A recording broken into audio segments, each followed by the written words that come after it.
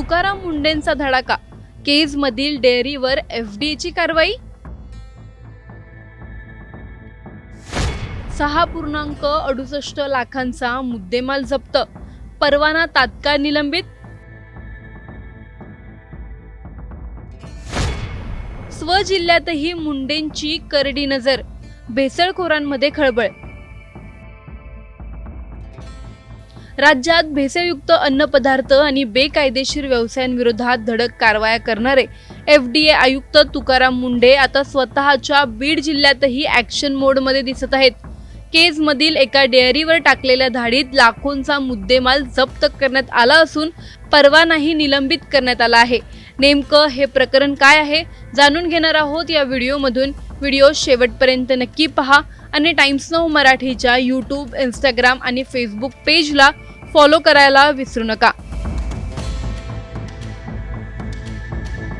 अन्न व औषध प्रशासनाचे आयुक्त तुकाराम मुंडे यांनी राज्यभर सुरू केलेल्या कारवायांचा फटका आता बीड जिल्ह्यातही बसू लागला आहे। केज तालुक्यातील उमरी फाटा येथील विशाल डेअरीवर एफडीएच्या पथकाने अचानक धाड टाकली। या कारवाईत तब्बल 6,68,000 रुपयांचा भेसळयुक्त आणि असुरक्षित मुद्देमाल जप्त करण्यात आला। तपासणी दरम्यान डेअरीमध्ये मोठ्या प्रमाणात अस्वच्छता, कीटकांचा प्रादुर्भाव आणि अन्न सुरक्षा नियमांचे उल्लंघन आढळून आले। या ठिकाणी पेढ्यांचे उत्पादन सुरू होते, मात्र उत्पादनाची परिस्थिती अत्यंत धोकादायक असल्याचे अधिकाऱ्यांच्या निदर्शनास आले। यानंतर डेअरीचा परवाना तात्काळ निलंबित करण्यात आला। विशेष म्हणजे या डेअरीवर यापूर्वीही कारवाई झाल्याची माहिती समोर आली आहे। त्यामुळे कारवाई नंतरही डेअरी पुन्हा सुरू कशी झाली, यामागे कोणाचे संरक्षण होते का, असे प्रश्न उपस्थित होत आहेत। प्राथमिक माहितीनुसार येथील पेढ्यांची विक्री बीडसह इतर जिल्ह्यातील अनेक देवस्थानांमध्ये होत होती। तुकाराम मुंडे हे मूळ बीड जिल्ह्यातील असले तरी त्यांनी स्वजिल्ह्यातही नियमांबाबत कोणतीही तडजोड न करता कठोर कारवाई केल्याची चर्चा आता सुरू झाली आहे। एफडीएच्या या धाडीनंतर जिल्ह्यातील इतर नियमबाह्य व्यावसायिकांमध्येही मोठी खळबळ उडाली आहे। आज प्रश्न फक्त एका डेअरीचा नाही, आपण खात असलेले अन्न खरंच सुरक्षित आहेत का? ज्यावर याआधी कारवाई झाली ती डेअरी पुन्हा सुरू कशी झाली? देवस्थानांमध्ये विकल्या जाणाऱ्या प्रसादाची गुणवत्ता कोण तपासणार? आणि तुकाराम मुंडेंच्या या कारवाईनंतर बीडमध्ये अजून किती मोठे खुलासे होणार? कारण हा विषय फक्त व्यवसायाचा नाही, थेट जनतेच्या आरोग्याचा आहे। तुकाराम मुंडेंच्या या कारवाईबद्दल तुम्हाला काय वाटतं आम्हाला कमेंटमध्ये नक्की कळवा। व्हिडिओ आवडल्यास लाईक व शेअर करायला विसरू नका। तसंच अशा नवनवीन अपडेटसाठी आणि माहितीपूर्ण व्हिडिओजसाठी टाइम्स नाऊ मराठीला नक्की फॉलो करा।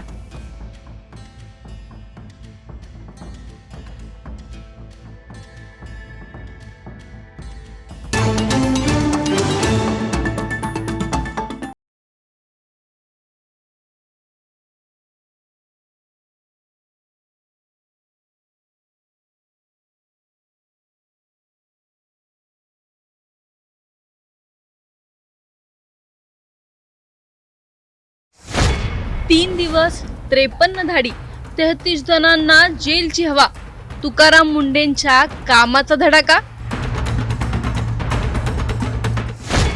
पतंजलीच्या 12 केंद्रांवर कारवाई, 73 लाखांचा औषध साठा जप्त, बाबा रामदेवला दणका।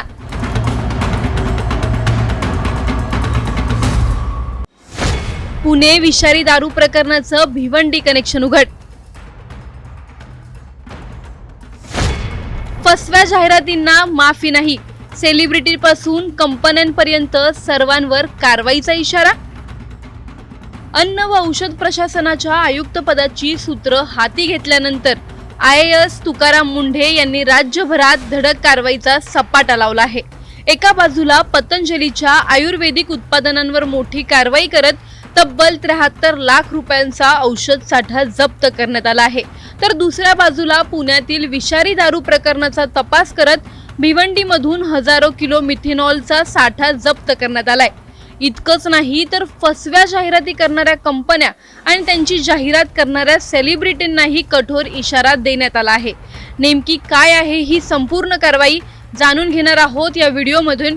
व्हिडिओ शेवटपर्यंत नक्की पहा आणि टाइम्स नाऊ मराठीच्या यूट्यूब, इंस्टाग्राम आणि फेसबुक पेजला फॉलो करायला विसरू नका।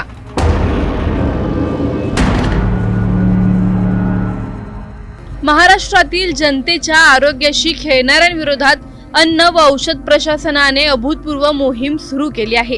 आयुक्त तुकाराम मुंढे यांनी पदभार स्वीकारल्यानंतर अवघ्या काही दिवसात राज्यभरात एकामागोमाग एक मोठ्या कारवाया करून आरोग्य क्षेत्रात जणू खळबळ उडवून दिली आहे।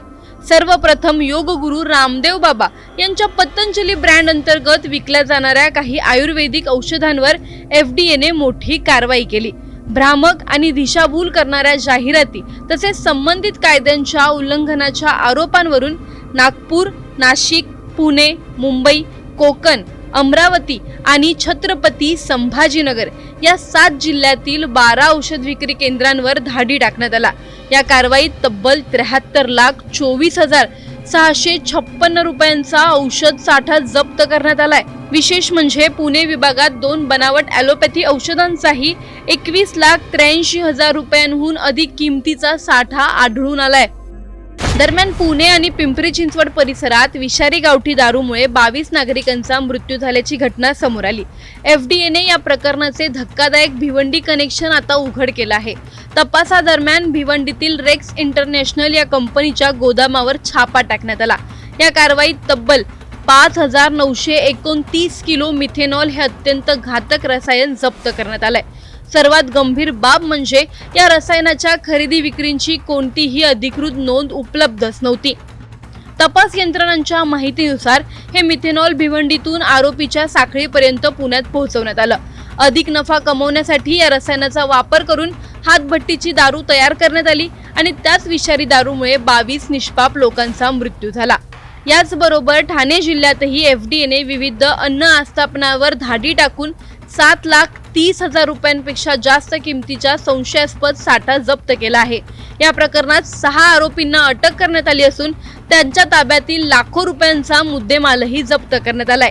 यापुढे केवळ उत्पादन करणाऱ्या कंपन्याच नव्हे तर खोट्या आणि भ्रामक जाहिराती करणारे बॉलिवूड सेलिब्रिटीही कारवाईच्या कक्षेत येणार असल्याचा स्पष्ट इशारा आता FDA ने दिला आहे। ग्राहक संरक्षण कायदा 2019, अन्न सुरक्षा कायदे आणि औषध कायद्यांनुसार दिशाभूल करणाऱ्या जाहिरातींवर कठोर कारवाई केली जाणार आहे। ग्राहकांना चुकीची माहिती देऊन आर्थिक किंवा आरोग्यविषयक फसवणूक करणाऱ्यांना दंड, जाहिरात बंदी, उत्पादन मागे घेण्याचे आदेश आणि गंभीर प्रकरणांमध्ये फौजदारी कारवाईलाही सामोरे जाऊ लागू शकते। पुण्यातील 22 मृत्यूंना नेमकं जबाबदार कोण आहे? मिथेनॉलचा एवढा मोठा साठा नोंदींशिवाय इतके दिवस कसा लपून राहिला? अवैध औषध आणि अन्न पदार्थांचे जाळे राज्यभर किती खोलवर पसरला आहे? जनतेच्या आरोग्याशी खेळणाऱ्यांवर खरोखर कठोर कारवाई होतीये का? आणि सर्वात महत्त्वाचा प्रश्न, तुकाराम मुंढेंच्या या धडक मोहिमेमुळे महाराष्ट्रातील आरोग्य व्यवस्थेत खरोखरच मोठा बदल घडणार का? या सर्व प्रश्नांची उत्तरं आता येणाऱ्या वेळेतच कळतील। तुम्हाला या प्रकरणी काय वाटतं? आम्हाला कमेंटमध्ये नक्की कळवा। व्हिडिओ आवडल्यास लाईक व शेअर करायला विसरू नका। तसंच अशा नवनवीन अपडेटसाठी व माहितीपूर्ण व्हिडिओजसाठी टाइम्स 9 मराठीला नक्की फॉलो करा।